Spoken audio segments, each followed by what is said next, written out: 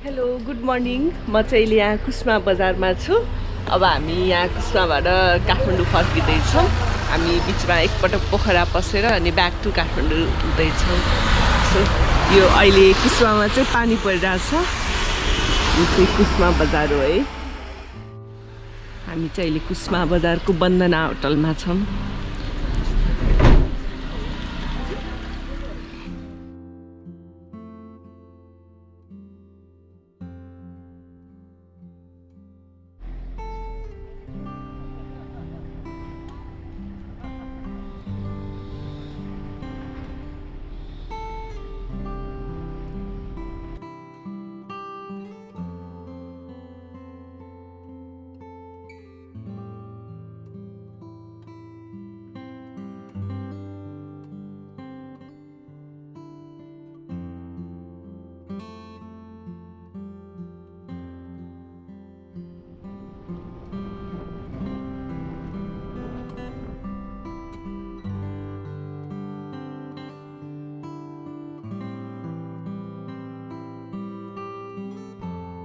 हामी कुस्माबाट उता पोखरा जाँदासम्म पुरै बाटोभरि नै सानो सानो पानी परिरहेको थियो होइन।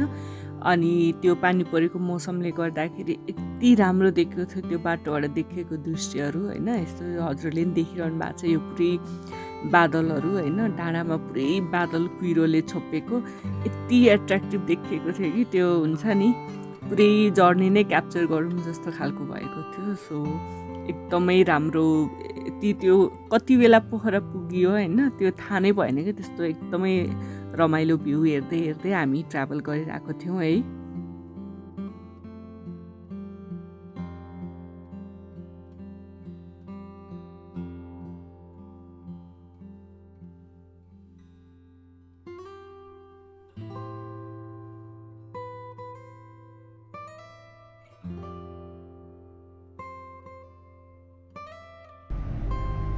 सो यस्तो सुन्दर भ्यूलाई चाहिँ हामीले हेर्दा हेर्दै इन्जोय गर्दा गर्दै हामी एकैछिनमा नै पोखराको लेक साइड पुग्यौँ है।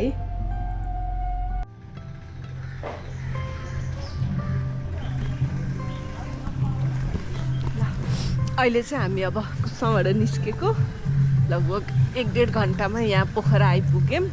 कति धेरै पछि पोखरा आएको रमाइलो लागिरहेछ।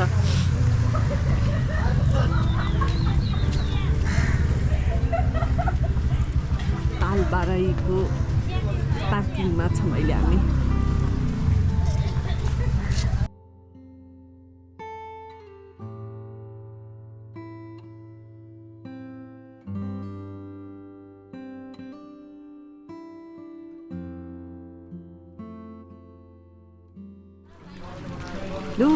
यो हो पोखराको फेवाताल। कति राम्रो फेवाताल।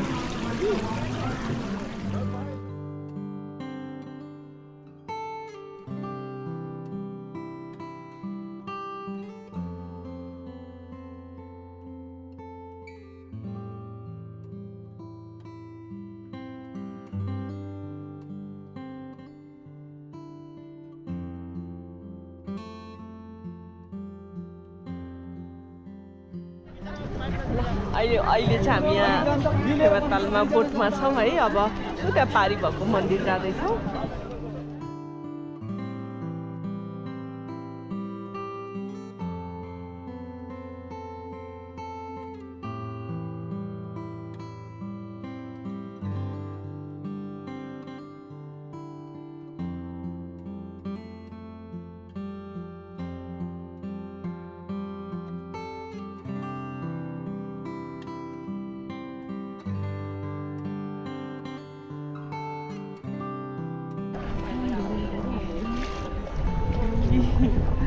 पानी त कति माथि माथि है। कस्तो राम्रो लाग्यो।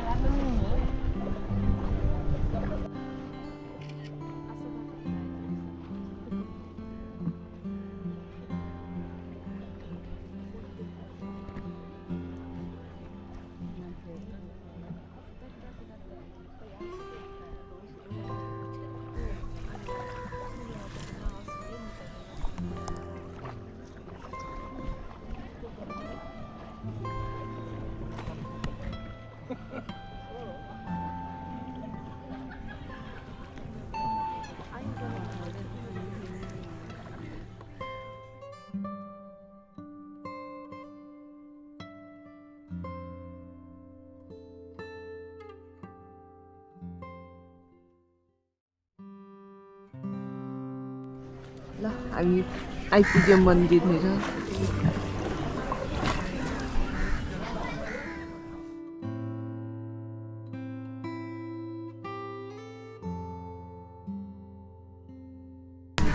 ल हामी आइपुग्यौँ ल मन्दिरमा चाहिँ।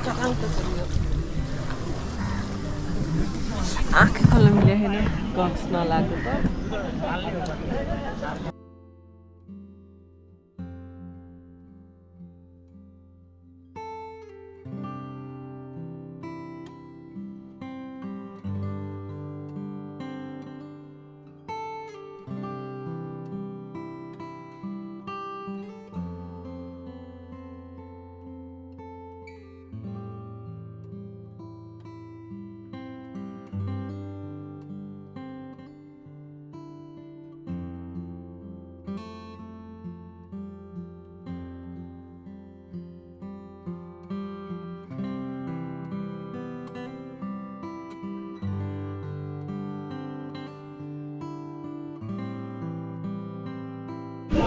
म चाहिँ अहिले यहाँ मन्दिरमै छु अनि यो पहिला भएको मन्दिर ठाउँ चाहिँ यो हो है, तिनले बारेको। अहिले चाहिँ यतातिर मन्दिर बनाएको रहेछ। पुरानो मन्दिर चाहिँ फेरि बनाउनु पर्ने भएकोले अहिले चाहिँ त्यता मन्दिर रहेछ। तर पुरानो मन्दिरलाई चाहिँ यसरी बारेर राखेको छ है, यो अन्डर कन्स्ट्रक्सन छ।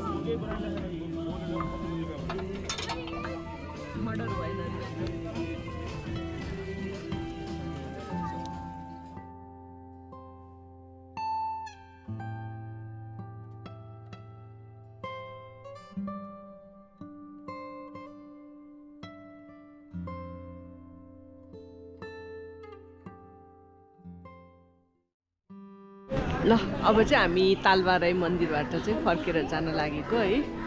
सो तालबाराई पनि घुमियो। अब हामी ब्याक टु काठमाडौँ जान्छौँ यहाँदेखि चाहिँ।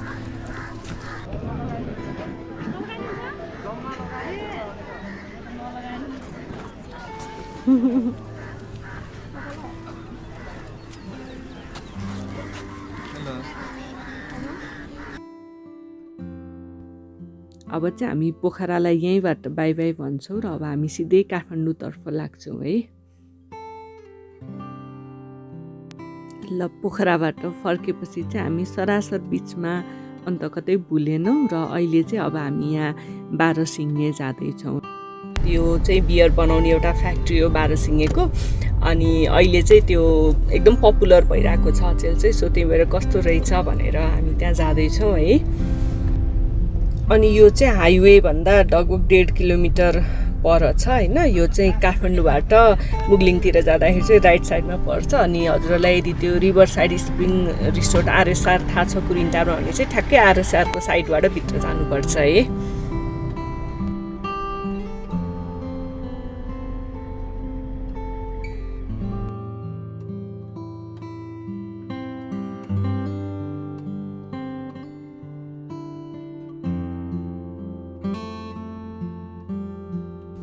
यहाँ जुन यो अगाडि ब्लू कलरको बिल्डिङ छ नि, यहाँ चाहिँ त्यो बियरहरू बन्छ होइन, ब्रु गर्ने ठाउँ त्यहाँ हो। अनि यहाँ चाहिँ भिजिट पनि गर्न पाइन्छ भित्र, तर त्यसको लागि चाहिँ एक्स्ट्रा चार्ज दिनुपर्छ है। ब्रुवरी सिस्टम भयो है। यहाँ हामीले खाना पनि पाइन्छ, यहीँ बन्छ, फ्रेस खानु पाइन्छ। कस्तो दामी गार्डन रहेछ। ल feeling excited to be at Bahrasinge. अब नखाए पनि आउन चाहिँ रमाइलो भएको छ।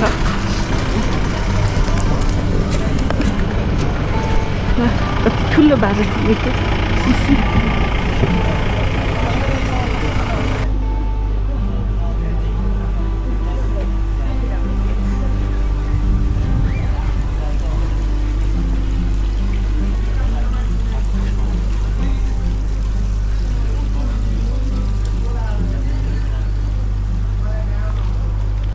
यो बारहसिङ्गेमा चाहिँ पुरै क्याफे रहेछ है, मजाको रेस्टुरेन्टै रहेछ।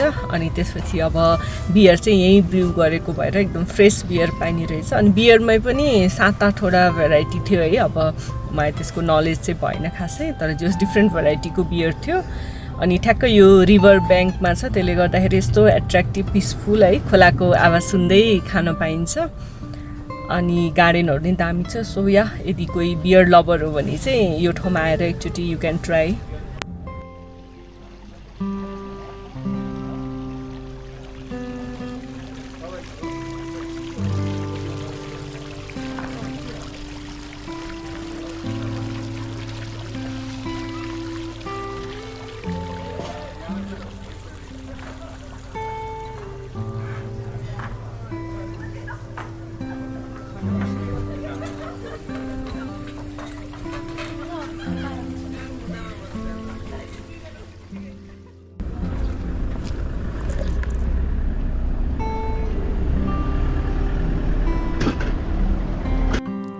कुरिन्टारको बारहसिङ्गे चाहिँ यस्तो छ है। अब कसैलाई यहाँ आउन मन छ भने एकचोटि भिजिट गर्नु होला। ठाउँ चाहिँ आफैमा एकदम रमाइलो छ अनि खानाहरू पनि मिठो लाग्यो है यहाँको चाहिँ।